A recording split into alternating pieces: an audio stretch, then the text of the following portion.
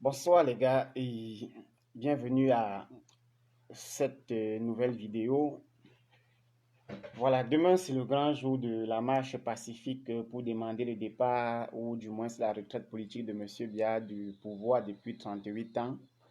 Et il est de notre droit constitutionnel de le demander parce que personne d'autre ne peut le faire à part nous qui sommes le peuple. Si les gens ont l'habitude d'appeler à un nouveau mandat de M. Biya et que cela est souvent légitime et encadré ces manifestations, je pense également que nous avons le droit de dire que non, plus de mandat et qu'il doit aller en retraite. Mais demain, il y a un ensemble de conseils que je vais vous donner déjà avant demain et vous devez éviter par tous les moyens de tomber dans un ensemble de pièges qui vous seront tendus. La première des choses, c'est qu'il ne faudrait pas que vous marchiez seul. Donc, je vous ai promis que d'ici ce soir, je vais publier les points de rencontre de Yaoundé et de Douala.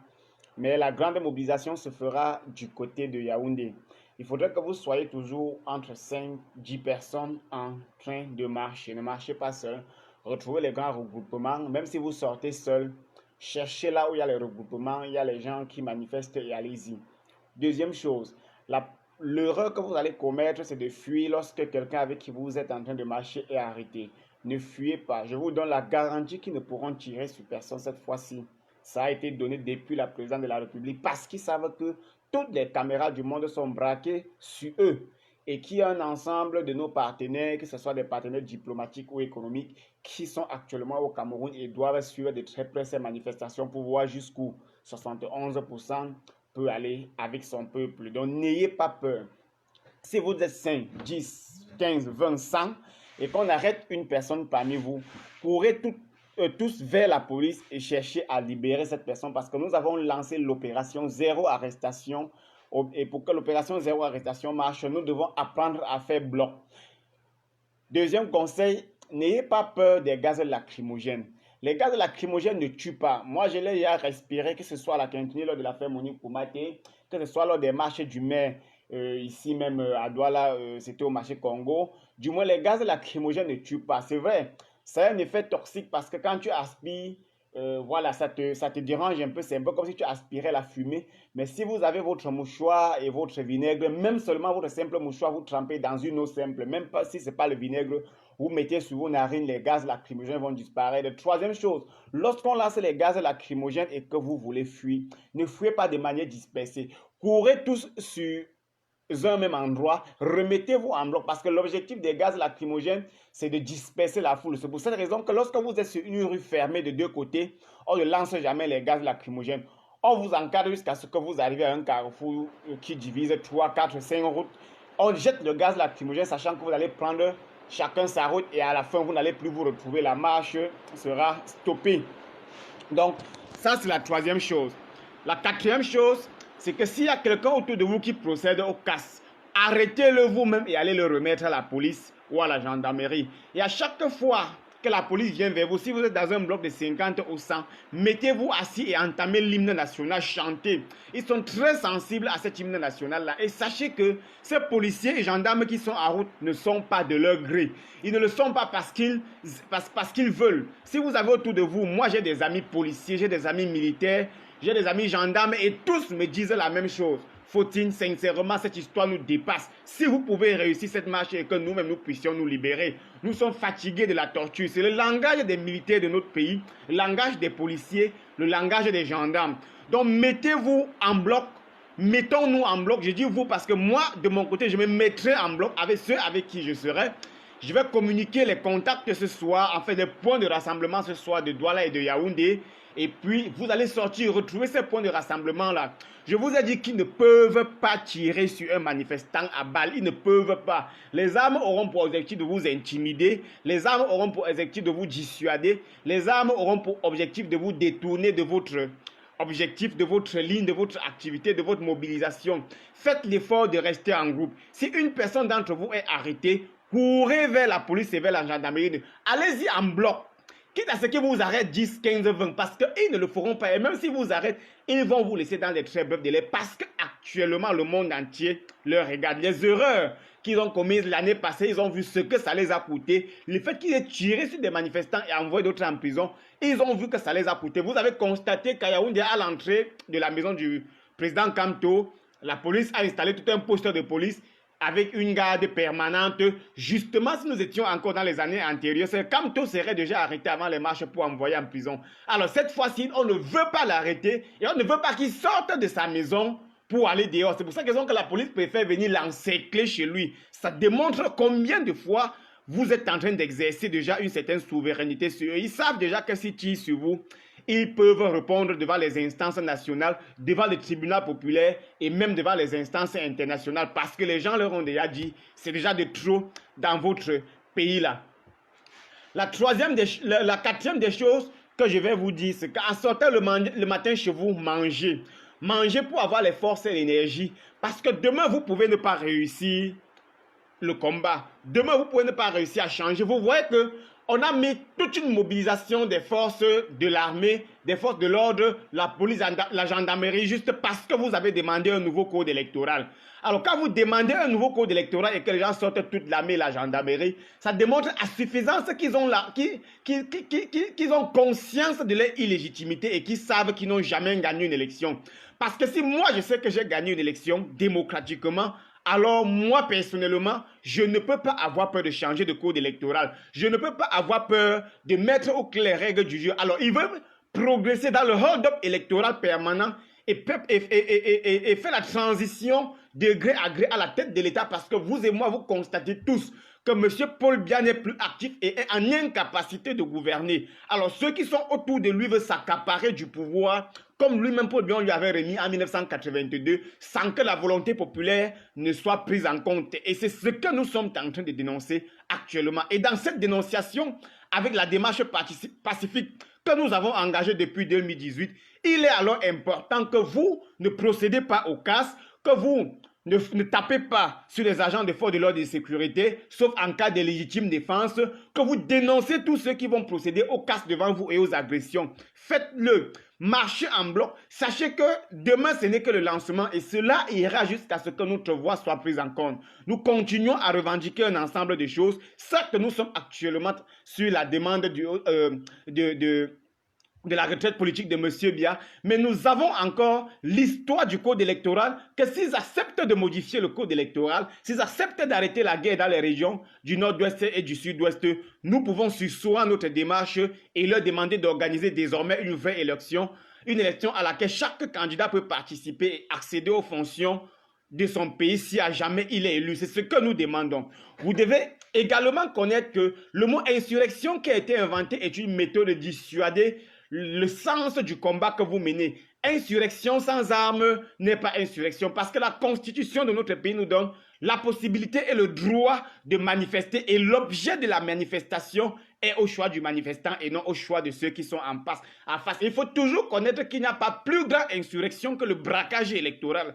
Parce que là, le plus grand coup d'État qu'on puisse faire à un peuple, c'est de voler son vote. C'est pour cette raison que vous devez rester mobilisé tout en mettant dans votre tête que ceux-là savent exactement et pertinemment qu'ils n'ont pas la légitimité, qu'ils n'ont pas la capacité de gérer ce pays, qu'ils n'ont pas été choisis par le peuple. Et à chaque fois, vous savez, si vous dites à votre voisin, oui, que justement, je vais venir devant ta cour demander que tu remettes ma marmite et qu'il sorte tous les gros bras de sa famille pour aligner devant sa cour, ça démontre déjà la faiblesse de ce voisin-là. Sinon, si une simple manifestation de 14% de population peut faire autant peur devant 71%, c'est parce que 71% sait que c'est 71% fictif et non 71% réel. Alors pour le cas de la marche de demain, faites confiance d'abord à Maurice Kamto. Vous avez vu l'un des plus grands cabinets d'avocats capables de traiter ou du moins de répondre aux affaires juridiques à l'international a été saisi et mobilisé. Nous, le président Kamto, avec son équipe, ont pris contact avec ce cabinet-là et ils ont accepté, voilà, de défendre ceux qui seront arrêtés dans le cadre de ces marches-là si à jamais les manifestations aient lieu. Au-delà de ça, nous avons les journalistes des médias internationaux et nationaux qui nous regardent et qui sont prêts à montrer aux yeux du monde la moindre faille du système pour ce qui est de la gestion des manifestations publiques qui n'est qu'une expression de la démocratie et de l'opinion populaire. Alors, chers frères et sœurs, n'ayez peur de rien si vous ne sortez pas massivement, parce que votre erreur également serait de croire que c'est Faustine qui va aller faire le travail à votre place. Non, si vous sortez massivement, si vous êtes 100, 1000, 10 000, 15 000, 50 000, 100 000 à sortir, vous vous ruez vers les points de rassemblement. Je suis sûr que ces gens vont vous écouter. Pardon, envoyez les cœurs parce que les gars signalent déjà la suspension a déjà commencé. Envoyez les cœurs, envoyez les cœurs, envoyez les cœurs pour montrer au système d'intelligence artificielle de Facebook, voilà, qu'il y a plus de personnes intéressées que de personnes moins intéressées. Alors, vous qui êtes à Douala, vous qui êtes à Yaoundé, vous qui êtes dans les autres villes du Cameroun, il y a les points de rencontre. Demandez aux responsables communaux. Nous demandons également aux militants du SDF, du CPP, qui ont avec nous mené ce combat jusqu'ici, parce qu'on ne peut pas nier la forte implication du SDF dans le processus de démocratisation de notre pays et la forte implication du CPP et de Stand Up for Cameroun dans le processus de démocratisation de notre pays.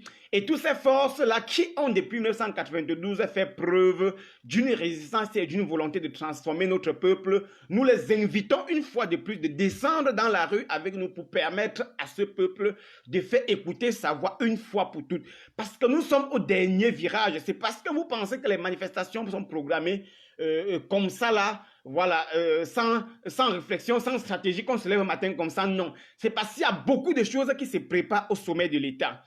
Commençant par le gré à gré, jusqu'à beaucoup de choses que vous ne pouvez même pas imaginer. Alors, si nous ne nous battons pas actuellement, c'est que les motos qu'on a distribuées l'autre jour au Benskiner, à Bepanda, pour leur faire croire qu'ils doivent se désolidariser, les enfants de ces mêmes préfets viendront distribuer les motos à vos enfants. Et ces enfants distribueront parce qu'ils seront les préfets de demain, donc les gens qui vont vous commander demain. Vous devez également constater qu'il y a une très forte mobilisation des anti-libertés autour des marches. Tout le monde a pu écrire un torchon pour ne pas dire une lettre disant nous ne sommes pas d'accord pour la marche. On a vu Femmes Dongo, on a vu une association fictive appelée les Sauveteurs. Moi, je suis un ancien sauveteur, je ne sais même pas où cette association siège. On a vu certains gens se dire des patriotes. On a vu, du moins, tout le monde s'est désolidarisé de la marche. Ça démontre combien de fois vous êtes en train de monter en puissance. Alors, si vous ne maintenez pas la puissance et que vous chutez, vous allez souffrir encore pendant au moins 200 ans parce qu'on va inscrire votre conscience dans la téléologie de l'échec.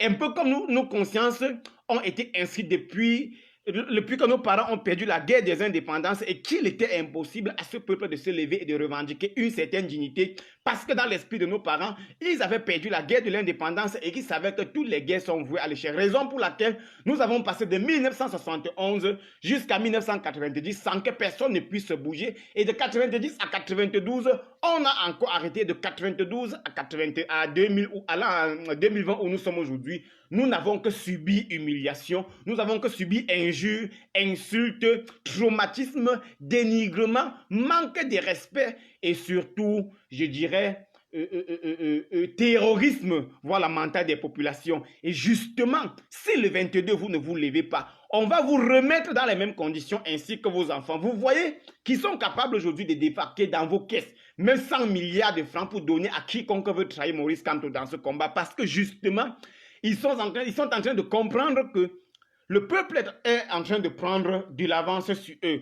Alors l'argent qui était destiné à construire votre bien, à construire votre pays, à vous payer les soins de santé, à vous construire des routes, à vous construire des hôpitaux, à urbaniser la ville, cet argent aujourd'hui est utilisé dans les officines sombres du régime pour acheter tous ceux qui sont capables de trahir le combat. Ça démontre combien de fois depuis ces 38 ans de pouvoir, ils n'ont pas lutté pour développer ce pays, mais plutôt pour conserver le pouvoir. Et il revient maintenant à vous de comprendre que la douleur que vous avez traversée jusqu'à aujourd'hui et que vos parents ont traversé avant vous et que vos enfants sont en train de traverser les mêmes douleurs, après vous ne s'arrêtera que le jour où vous allez décider de mettre fin.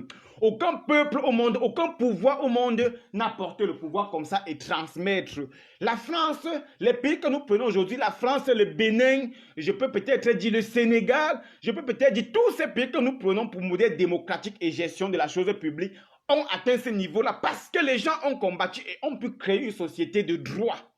Une société de droit où les règles du jeu sont fixées et tous ceux qui ont la capacité de convaincre le peuple de pouvoir mieux gérer les biens vont accéder ou peuvent accéder à la magistrature suprême. Mais pour obtenir cela, parce que Toutes les sociétés du monde sont nées sur des monarchies, sur des dictatures, sur des tyrannies. Alors, le processus de construction de la liberté demande un ensemble de sacrifices, un ensemble de combats. La France fut une vieille dictature. Elle a été renversée pour installer la démocratie. Le Bénin était une vieille dictature. Le Ghana que vous connaissez était une vieille dictature. Jusqu'à 1990, le Ghana était une vieille dictature. Mais on a installé le processus de démocratisation à travers les luttes que les gens de cette époque-là ont menées dans leur pays pour pouvoir convaincre le peuple et les nouveaux dirigeants à respecter un contrat social qui ne va laisser personne, qui ne va épargner personne si cette personne tente de frauder ce contrat. Il revient alors à vous de pouvoir construire une société égalitaire et exemplaire où les gens ont la capacité de devenir maire, si le peuple est choisi, d'entrer dans une école, que ce soit l'ENAM, l'EMIA ou l'ERIC, si à jamais ils ont les capacités, ils ont le niveau qu'il faut.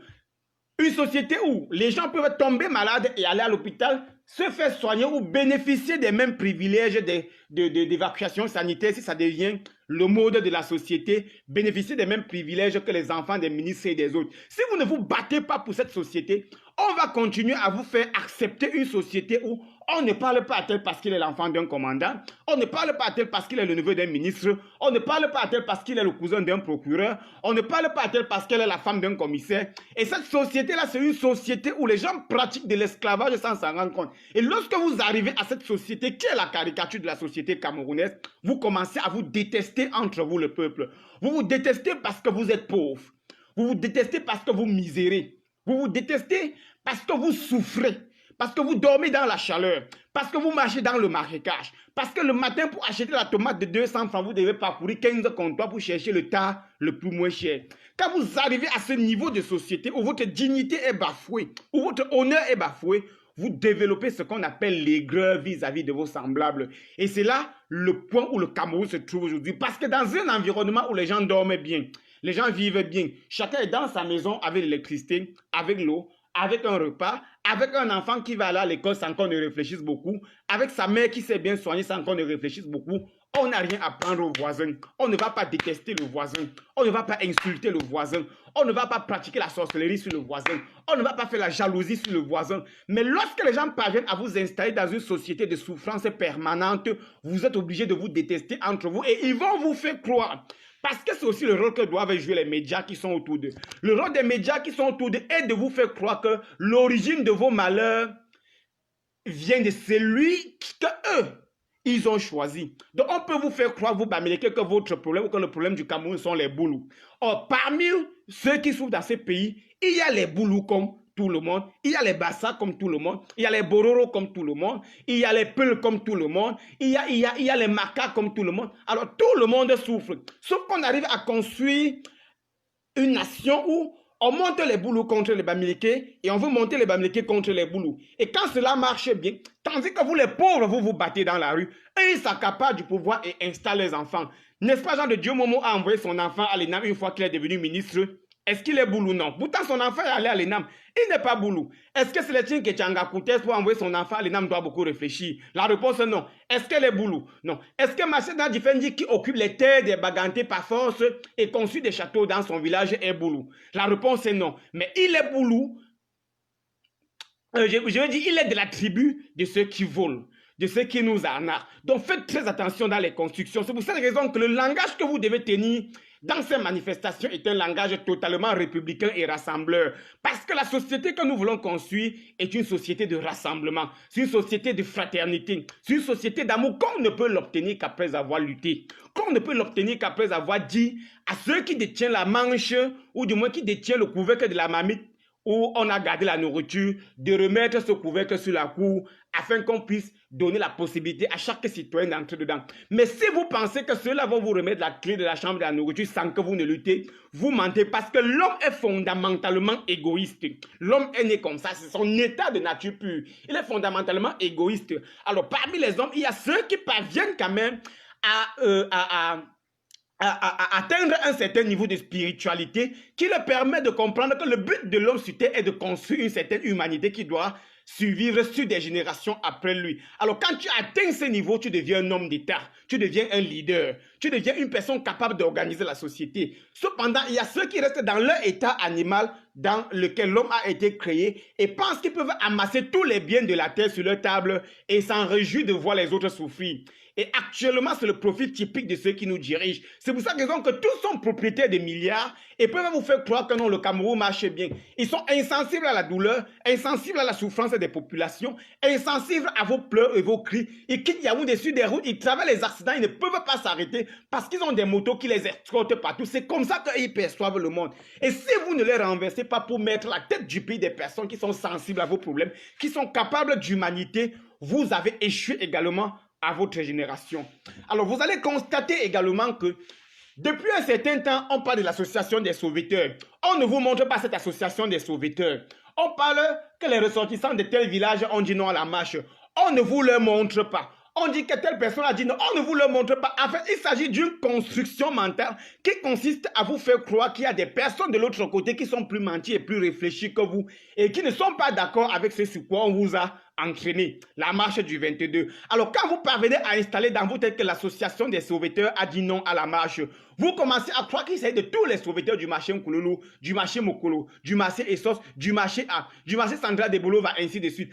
Alors qu'il ne s'agit que d'un groupe de 4, 5, 6 personnes qui ont déjà pu leur part et manger et veulent représenter les sauveteurs. Vous avez vu dans ce pays, à un moment donné où l'association des journalistes du Cameroun était d'accord pour une nouvelle candidature de M. Bia, autant pour moi. Et dans l'association des journalistes, on ne savait pas qui sont vraiment journalistes. Quand on fouille dans le fond, on voyait les propriétaires des torchons journalistiques qui paraissent une fois après 3 millénaires dire représenter les associations de journalistes. Vous comprenez alors que la résistance que nous faisons est d'abord sur le plan physique et sur le plan mental. Parce que dans la plupart des temps, notre tête a été utilisée, nous avons été zombifiés, nous avons été détruits, nous avons été torturés.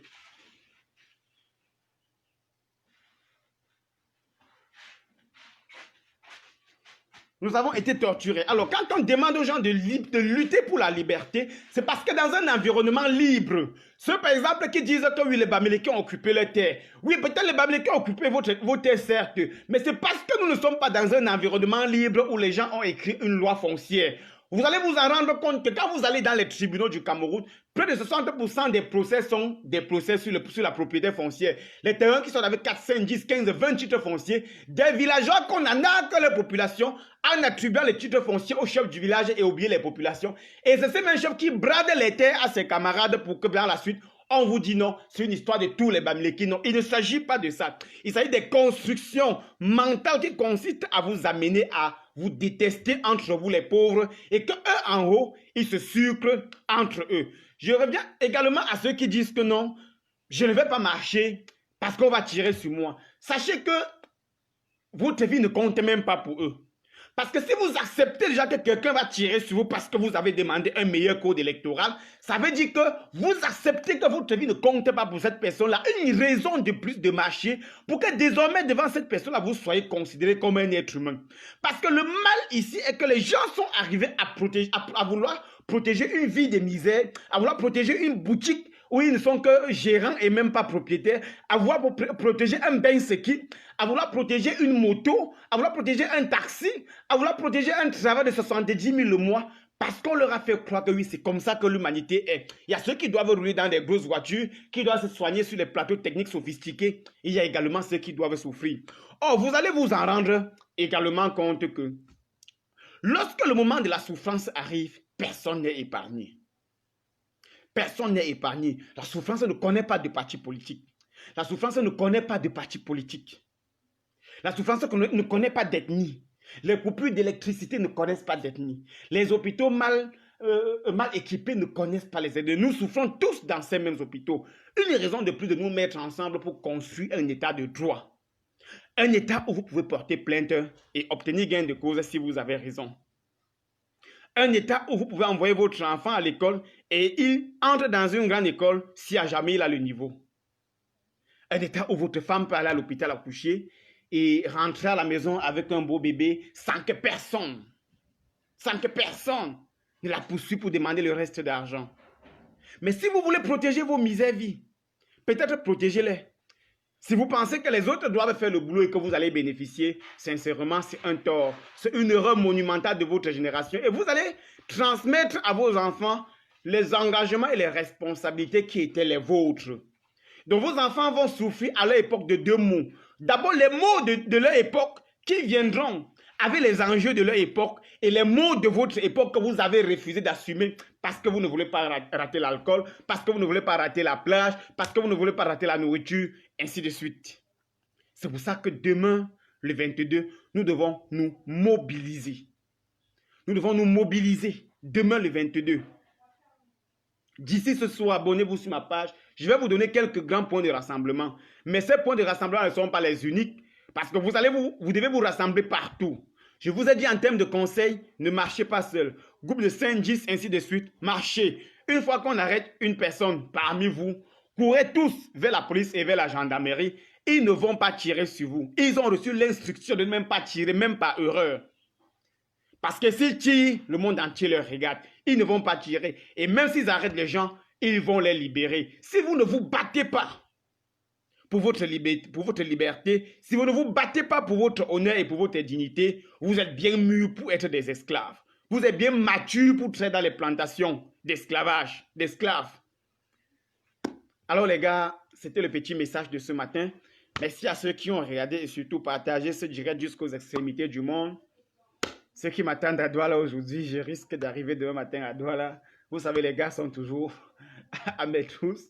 Peut-être ils mourront, peut-être ils ne mourront pas. Mais la vérité est que nous n'allons pas laisser cette fois-ci tomber. Et demain n'est que le début des manifestations jusqu'à ce que nous obtenons gain de cause. On ne peut pas continuer à laisser ces gens détruire ce pays, voler dans ce pays. On ne peut pas continuer à laisser ces gens tuer les anglophones. On ne peut pas continuer à laisser ces gens corrompre tout le monde. On ne peut pas continuer à laisser ces gens piller le Cameroun. On ne peut pas continuer à leur faire croire que nous sommes amorphes, que nous sommes insensibles à la souffrance, que la douleur ne nous dit rien. On ne peut pas continuer à leur laisser faire croire ça. Nous sommes désormais sensibles à la souffrance et nous allons exercer notre souveraineté. Nous allons leur montrer que nous sommes capables de quelque chose, que nous sommes capables de regarder, que nous sommes capables d'agir, que nous sommes capables de parler, que nous sommes capables de prendre des engagements.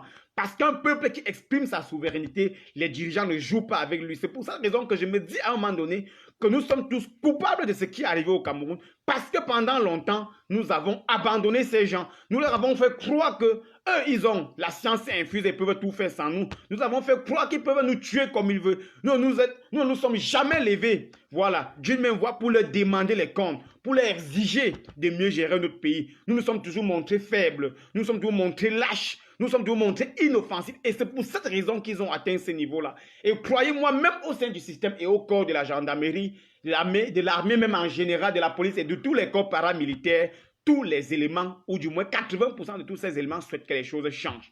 Ils me le disent tous les jours, que ce soit les hauts gradés de l'armée, que ce soit les simples soldats, ils nous disent, Fosine, vous devez faire quelque chose pour ces pays parce que si nous vous disons ce qui se passe exactement, vous n'allez même pas croire. Alors si vous n'avez pas toujours compris jusqu'ici que beaucoup de choses se passent autour de vous et que si vous ne luttez pas, ces choses vont continuer et vos enfants vont venir hériter, sincèrement, c'est que nous n'avons pas compris le combat de notre génération. Chaque génération a sa mission et la nôtre doit commencer demain.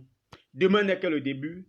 On ne veut pas vous dire que demain on va sortir avec la victoire entre les mains. Mais demain, c'est le début et nous n'allons nous arrêter que lorsque ces gens vont apprendre à nous écouter, à écouter le peuple. Nous ne pouvons pas les abandonner, ce pays comme ça. Ce sera de notre faute si demain nos enfants viennent vivre les mêmes choses que nous. Ça veut dire que nous avons failli à notre devoir, nous avons failli à notre mission, nous avons failli à notre génération. Ciao les gars et surtout, bon courage. Bye bye.